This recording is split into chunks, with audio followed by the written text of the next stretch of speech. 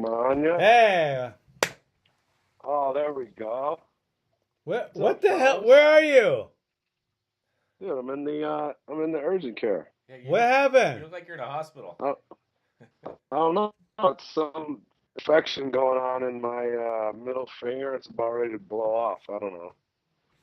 How we doing? So should we do it here? What? Yeah, why not? Or we could wait an hour and I should be out of here. It's up. I'll do it here. I don't care. All right. Well, he's a doctor. He could help you right now. Show him the finger. He'll tell you what to do. Looks like he's got it soaking. It's soaking. Oh. Soaking. See, soaking in this awesome water here. You know, all Wow. part of the life. Oh, the internet's fucked. Like, Yeah. I can stop. There's no way to know. Yeah. Okay. So let's just do it then. All right, unless you want to wait a minute, it's up to you guys. I'm good here. I'm switching. I'm gonna switch it over to my phone. Hang on a sec. It might cut out.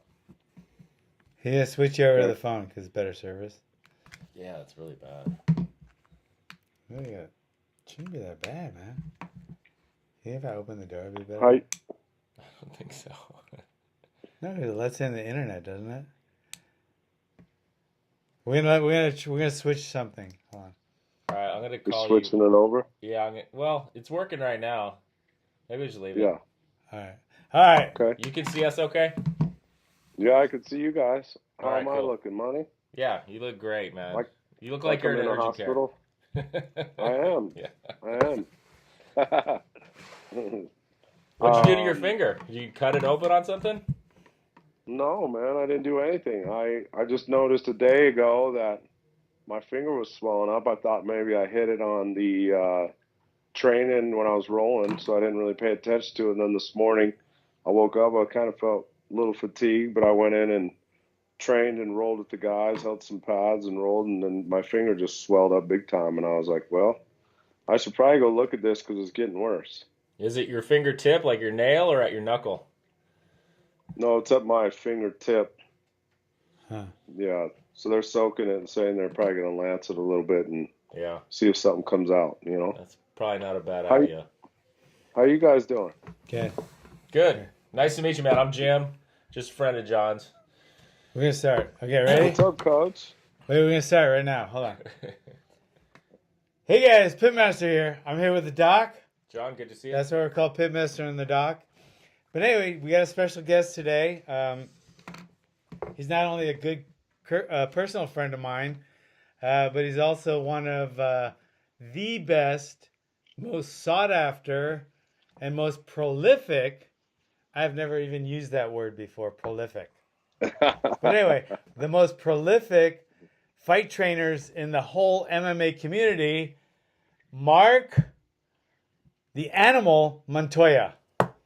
Well, you gave me the animal. Look at you, Hack. I appreciate it. Hey, thanks for all the kind words, man. It's And you it's know, awesome to be on your show. I give people nicknames and they stick. Oh, so the animal is my nickname now? It is now. Sorry. Tell your wife. Nice. Tell your wife I said you're welcome. Hey, my wife's right here. She's looking at me going, the animal? What? Yeah. What are you serious? I am serious. Just what I heard, not from her, but from Dreamy Eyes. But anyway, Dreamy eyes, yeah. so let's talk about a couple of things. Say hi to the wife. Well, I think tell everyone where he's at. He's sitting here. He's got oxygen behind him. He's got a ophthalmoscope or something behind him. Wait a second. He's life or death. He's in a life or death situation, but he's willing to come on our podcast anyway. That is the animal. Thank you. You guys there? Are we Yeah. back? All right. Am I ready to rock? Yeah. You have no video. Hang on. Is that on my end? Yeah, it's you. I think. Hit the little camcorder button. I don't see it. Let's see. Here we go. Where's it at? It's saying There. There you are. Thing. Am I on there? Yeah. All right. Good. Okay. So we're just gonna take a split from there. Go. Okay. So being one of the top now UFC trainers, MMA, even kickboxing trainers on the planet right now, Mark the Animal Montoya. Where did you get your humble beginnings? Tell me your martial art history from your very first lesson to right now. Yeah, so my martial arts history basically started. I was born and raised here in Denver, and I started boxing as a young kid and wrestling, and that's where it started. I enjoyed both, of course, but um, I used to tell my mom because I went to my mom and said, "Hey, can I box?" And she said, "Heck no, you're not boxing." And I said, "Come on, mom," I begged her, and she just kept saying no. I told her I was actually playing basketball, and I'd run the railroad tracks from my school to the boxing gym, which was about a 5 mile run each way. And I'd run there and I'd box and then I'd run back. And then she thought I was playing basketball for months. That's how it was. And then I didn't think this through though as a young kid because when my coach said, "Hey, it's time to compete. Let's go do a boxing match. Your parents need to sign off this waiver and obviously get you there." I didn't think that through. So I had to go instead of ask for permission, I had to go ask for forgiveness. So that's where the boxing thing started, but I loved it. Did she sign Um, it? she did reluctantly. She was pissed, but mainly because I wasn't being forthright with her. But I was like, "Well, you weren't going to let me, and I wanted to do it, so here we are." So she she signed it, and I went and did that, and she came to my boxing match, and she sort of watched out of the corner of her eye, and she was a big supporter, but she was never 100% all in on that, but I was. So that's where it started. Is I wrestled and boxed, and then I actually played team sports in high school. When I started doing that, I didn't really compete in any martial arts in high school, and I got a scholarship to play college baseball. So I went and played college baseball, and when I was done, I was just super competitive anyway. But I was looking for something to do, and I was actually up at about it was about 1 in the morning. I was watching ESPN2 and ISK Strike Force Kickboxing came on. You guys remember that? Yes, I do. Yeah, so that came on, and I was watching, and they had a Muay Thai fight on there, and I was like, "Oh wow!" And this was in '97, and I remember watching, going, "Man, I would love to do that." And so I watched it, and then that next day, I just looked up a school, and it just so happened to be close to my house, and I went over there, and actually, the likes of Dwayne Ludwig, Brad Gum, Oscar Martinez, Dave Ruiz, those guys that had some. Actually, Brad Gum was in the UFC, temporarily fought Shoney Carter. But those guys were there, and it just the gentleman that owned the gym, it was called Champions. He was way ahead of his time. He had a cage and a full ring. This is in he started that in '96, so I was there late '97, early '98. So that was where I started. I started training Muay Thai and just loved it. And I remember thinking, man, this is amazing. And for whatever reason, they asked me to teach right away. Few 4 months in, and I was like, man, I don't know shit. And they're like, no, you're a lot better than you think. And so I started coaching and fighting, and that's just kind of how it started. And then I remember reading Kung Fu magazine, and they had a full page ad in there, and it was Voot Kamnark had a ad in there, and they basically said, if you'd like to come train with the Thais and do all this stuff, then you can register for this camp in Clearwater, Florida. And I was like, okay. And so I remember cutting out the little mail-in postage thing that you do to say I wanted to train and compete with them, and this was in 2000. And about 2 weeks later, I got a call from a Thai guy that barely spoke English and asked me if I'd like to come out and train and fight for them that weekend. I said, absolutely. And that's really where everything took off, was in that 98, 2000 time period. Huh. Then, okay, so you went there, and then, Yeah, so I go there and they asked me to compete, and they asked me what weight class I wanted to fight in, and I said 57 or 62 at the time. I said I'd do either. And so they said, awesome. And I could barely understand Wout because he had a real thick Thai accent, and he said to me, he said, show up at 57. So I said, okay, I'll do that. And I showed up, and I see the biggest Thai guy I've ever seen standing across from me, and they had this little bathroom scale sitting on a carpet hallway, and they told us to step on it. I stepped on it. I was 57. He stepped on it. He was 72, and it was like, oh no, you guys same size. I was like, we're the same height, but we're not the same weight, And so I traveled all the way out to Clearwater on my own time and money, and I said, screw it, I'll do it. And I ended up beating him, and then they were like, oh yeah, we want you to fight and train with us. So that's how that started, and the rest is just me competing and doing all that stuff. And yeah, did you feel that? So guys, you want to take a look at this?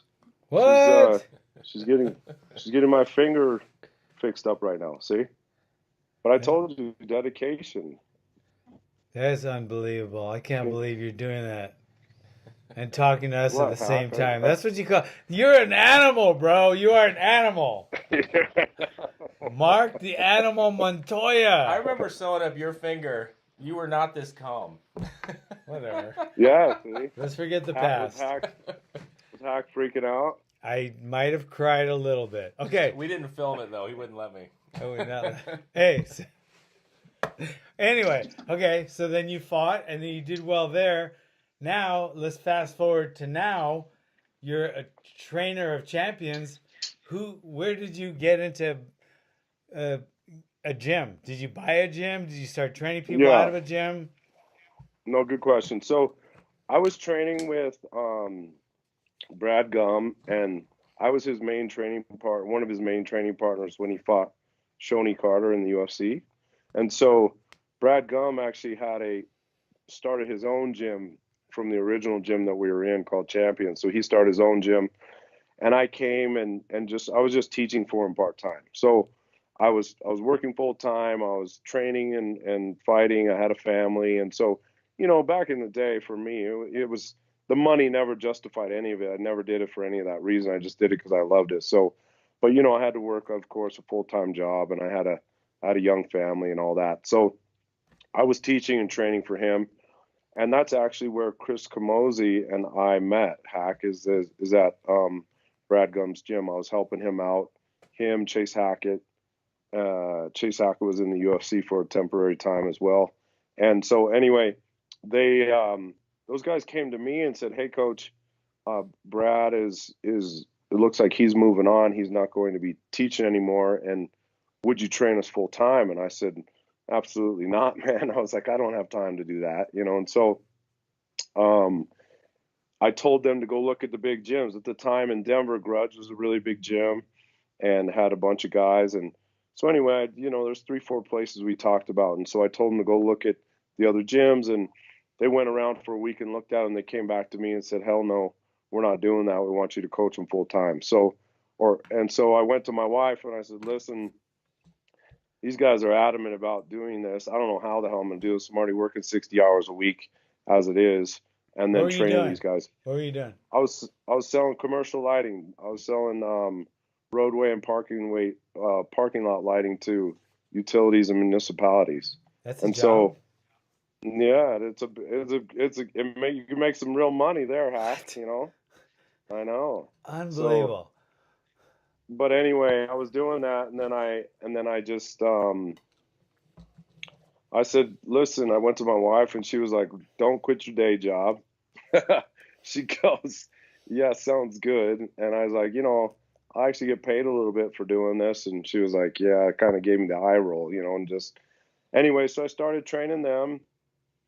and that's where it all started. And we used to train in this little tiny, um, just strip mall shoebox little spot, and that's one of the reasons why the gym name is called Factory X. Is one of my old strength conditioning coaches walked in and he was like, "Man, this is like a sweat factory in here," because it was so small and hot and busy in there. Kind of like That the pit. That's how the pit got its name, right? exactly like the pit, exactly, Wow. and that's where the factory name came from. Actually, is from that, and that's where we started. I started with 4 fighters, and Chris Camozzi was the biggest name of them all. He hadn't been to the UFC yet. He was fighting on the local scene, and so I started training him. And then Chris and I did 20 plus fights in the UFC together, and now he's fighting in Glory Kickboxing. Yeah. So you moved. How big is your facility now? Yeah, so we moved from a tiny little shoebox place, and we've moved 3 times, and we're actually getting ready to expand here soon again. So we moved from those small spaces into a 10,500 square foot facility, but I don't occupy all of it. I sublease to a CrossFit gym, and they um, basically take up about 4,000 square feet, and we take up about 6,000. So um, I'm getting ready though to expand over and either take the entire space now or look for a different spot. It just depends on what's going on with the current situation. But yeah, we need more mat space. It's a good problem to have, but it is a problem, and that's what we're looking to do here in the next year. How many fighters do you have now training with you? So I train about in total. I have 50 fighters. That's pros and amateurs, and about 35 of them are pros. So I train obviously. I'm the head coach of all of it. I have amazing coaches and support staff from strength and conditioning to, our wrestling, jiu-jitsu, and striking coaches. But yeah, that's the total. And then we run a Factory X as a gym for students and just regular people off the street and kids. And so, it's a full-on facility for that as well. So we encompass that building and run both out of that. And my wife helps me with all of that. When you say you do both, so do you train as martial arts students in a belt system, or more of a fitness, or more of an MMA type thing? So a mixture of all the above. We have striking classes, and those are more self-defense fitness. We have MMA classes that are, of course, for MMA, and then we have jujitsu that is a belt ranked, the traditional belt rank system for jujitsu. So, yeah, we have Professor Busy, Mario Correa. Wait, He's a Professor what? we call him Professor Busy, but his real name is Mario Correa. Oh, He's a 3 stripe black belt, amazing jujitsu instructor. So, yeah, but we train them for all that stuff. do you separate like the classes? Are those in the evening, and then you train the fighters during the day? So I do a mixture of the two. I train some fighters during the day, and then the bulk of the team trains in the evening, and then the students and children train afternoon, evenings, and there's a few morning classes for them as well. Yeah, so it's a good mixture of everything. So you actually have fight training going on during regular students? So the fighters train at their own time. Of course, I wouldn't have our students train at the same time as the fighters, but they do train in the afternoon. Yeah, That's interesting. Man, I always yeah. tried to avoid, like, my fighters train like right now, and then the students start at like 4 or 5, and my fighters train from like 12 to 1:30. And So some of them I train in the morning or in the afternoon like that. But my team practice is in the afternoon where we have a bulk of the team there, and then the children train before, and then open students train after. So that's we've had that dynamic for a long time, and it's actually worked out well, and the students like rubbing elbows with those guys, and the fighters enjoy the students, you know. So it's a good mixture. It's created an amazing culture, and that honestly has been the biggest, in my opinion, the biggest reason for our success. Is just the culture that I started, and these guys have continued to carry on.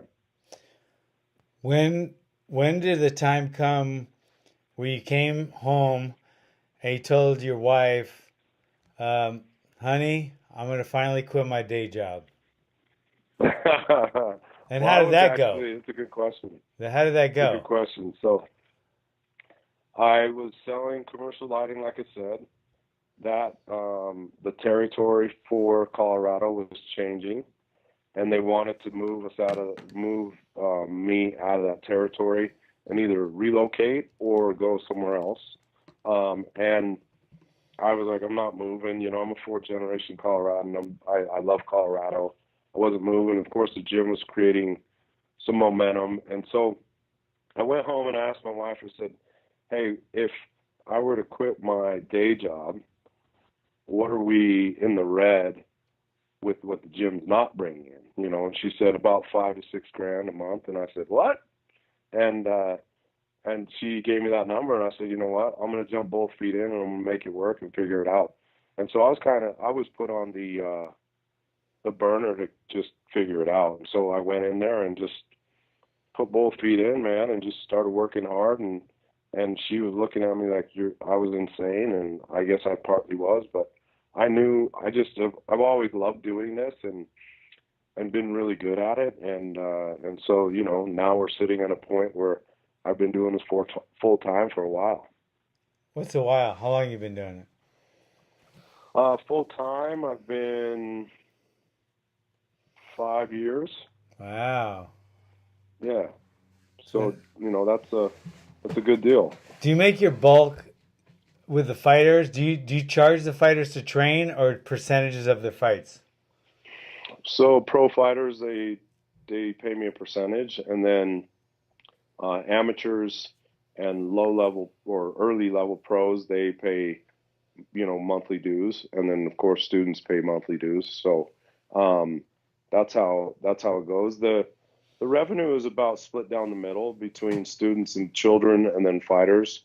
It's about a 50-50 split. That's interesting. Yeah.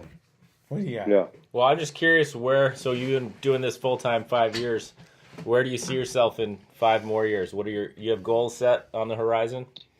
Yeah, absolutely. I mean, if I ask my fighters to make goals, I have to have some too. Probably my biggest goal is that I told my fighters about 6 months ago, I said, in the next 5 years, we are going to have 5 world champions, which is a lofty goal.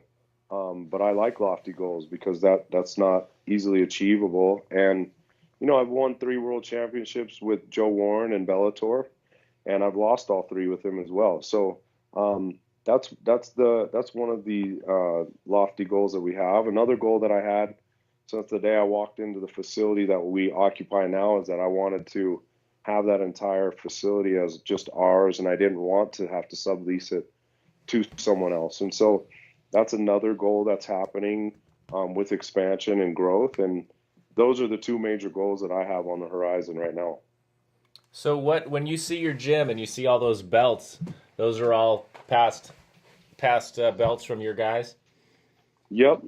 Those are all my fighters. Those are belts that they've won. We actually have more belts that we have to hang on the wall. So, but yes, those are all from their achievements, and I like showing that just to them and everybody that you know, goals can be set and goals can be achieved, and those belts hanging on the wall are all from believing that and their hard work and sacrifice. Yeah, it's pretty impressive to see when you see your gym. Very nice. Yeah, thank you. Thank you. Oh yeah, I didn't see that picture.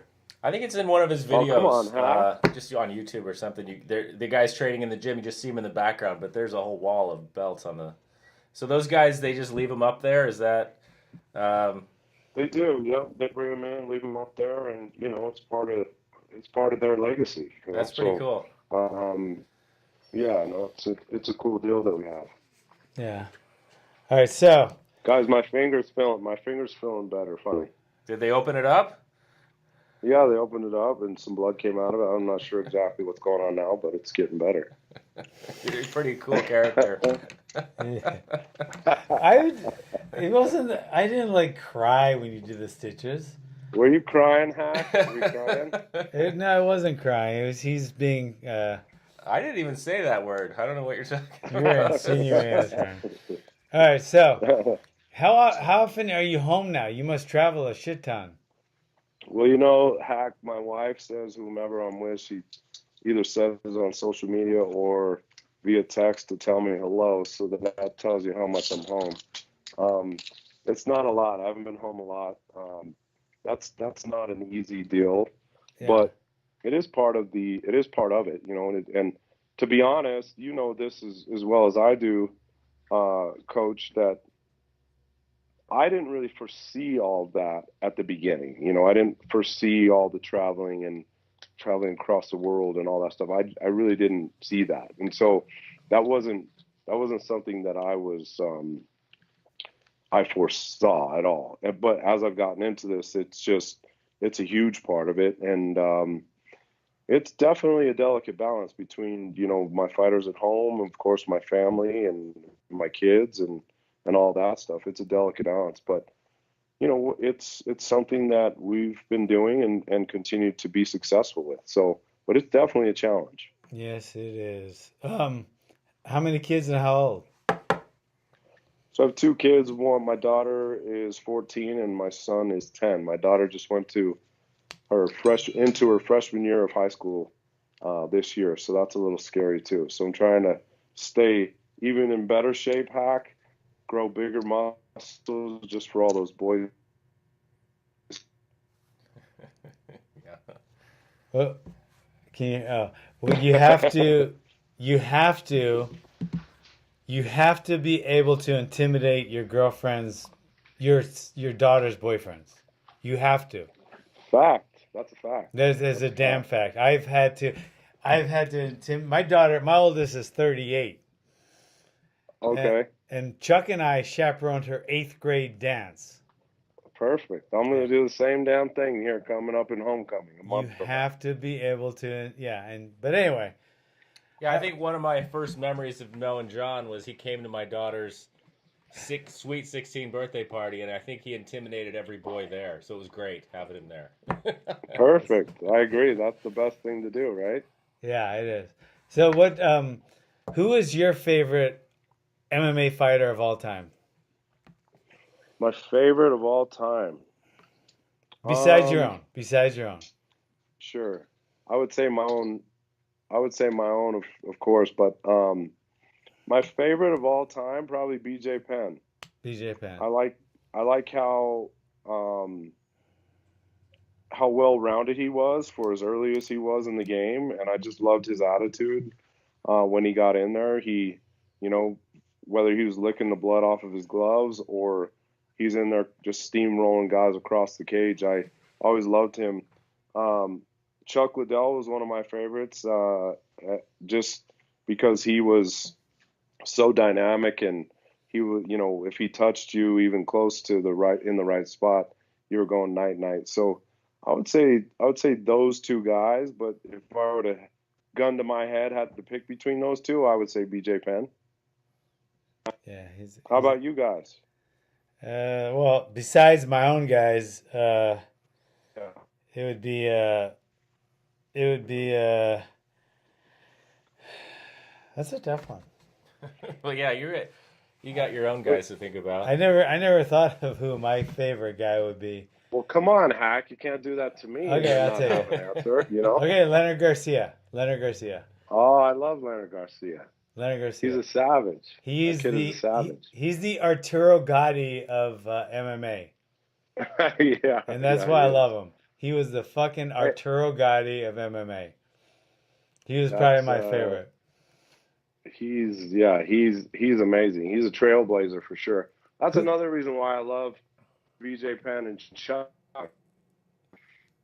They're trailblazers in the sport that we love, and without Leonard Garcia and Chuck and BJ and all the other guys that were in that era. Without those guys, we just wouldn't be where we're at. And I'm super thankful for all those trailblazers, and you included, Coach. Um, Thanks. as a coach, in your position with what you've done and all the stuff, being a trailblazer like that is not an easy position. So, Oh, thanks, you've man. helped pave the way for guys like me, and I'm super, super appreciative for that. Oh, Well, thanks, man. you obviously got guys in your gym everyone's heard of, but who do you have coming up that we're all going to hear about in the next couple of years? Do you have people that you just look at and are just awed by that aren't known yet? I do. I just had a couple kids win their Contender Series fights that just received UFC contracts. One of which was Ian Heinisch. He's a day one kid. He trained from his first day with me, and now is in the UFC. He's a kid to definitely look for. Devontae Smith is another kid that just won in the Contender Series and was awarded a UFC contract. He's another amazing talent coming through. I've got another kid. He's from Morocco. Actually, he's lived in Colorado for I think the last 10 years, but his name is Yusuf Zalal. He's a 5-0 pro. He's got 5 finishes. He actually fought 2 fights in like 14 days. One up a weight class. Took a fight for LFA on literally 2 hours notice. He's got 5 finishes. That kid's amazing. Look for that kid. Brandon Royval, that kid is an amazing talent. He's an up and coming kid. Sid Bice, another amazing talent. I got two amateurs actually that are really going to make waves there in the next couple of years. Markel Medeiros and Brian Mitchell. So some of those kids coming up, the crop coming up has to be as thick as the people that you guys recognize. And so for me, that pipeline has to stay growing and be even better than the kids that are in the big leagues now. So that is just as important to me as the UFC guys are. And how is it any different with your day one kids? These kids you've taken from nothing or from kids to fighting. Does that change how you feel about them when you're in the corner or anything else? I mean, you've seen these kids. I know for John, we see he has kids with him that were in the kids class that now fight. It's just Yeah. From 4 years old, I have a kid that's 5-0. He's turning pro, and he's been with me since he's 4 years old. So for That's me, awesome. just as an outsider, it's cool to see those kids because then I see the kids classes going on, and you look at these kids and think, where are they going to be in 10 years? But anyway, I don't know if that's any different for you. They must be like family. It is. Yeah, have these little kids that end up fighting. I mean, it's no different in the sense of how much I care or love about these kids, but it is different in the sense that it's just the satisfaction to watch the growth that they've had from being terrified to go in their first jiu-jitsu competition or first Muay Thai competition that we had to gain them experience to watching them now compete in the UFC. I mean, those things are amazing. You just see these baby steps and you see all the trials and tribulations too, not just the success. You see the off the mat stuff and you see the losses that they endure coming up and all that stuff's amazing. I mean, that's the growth period that we're after. And yeah, there is a different feeling. It doesn't mean that one's more satisfying than the other because they're both satisfying, but there definitely is a different feeling. What about your biggest guy right now out there is do you think it's Anthony Smith? I would say Anthony Smith. I have another guy coming in that it's not official that you guys all know. When it becomes official, I'll absolutely let you know. But he's a huge name as well. But Anthony Smith is currently he's probably the most well known. What? They're telling me I'm done, Hack. Yeah, tell All I them to got- calm it down, and all we're I not got done is yet. this Band-Aid. Tell them we're all I not got done was yet. this Put Band-Aid. turn it around. Tell them we're not done yet. Hey, we're You not have to done tell yet. 'em, see? Cool your jets. Tell me about the Kraus kick knee. Tell me about that. Show me the Kraus kick knee kick. Like he Yeah, faked the so- kick and then turned it into a knee. Yep. So that's something I've. Can you built show that forever. while you're holding your camera or your phone right now? No, but I'll send you a video. Okay. I don't know if they'll appreciate me doing that in the hospital room right now. You know. Well, thanks for coming, brother. Get out of here. Take care of your Thank you. finger. Appreciate it. All right, good luck. Hey guys, I appreciate your time. Thanks for everything. Mark the Animal Montoya. Thanks a lot. We appreciate it, man. Good to meet Check you. out the finger, guys. It's good. We're good. See you guys.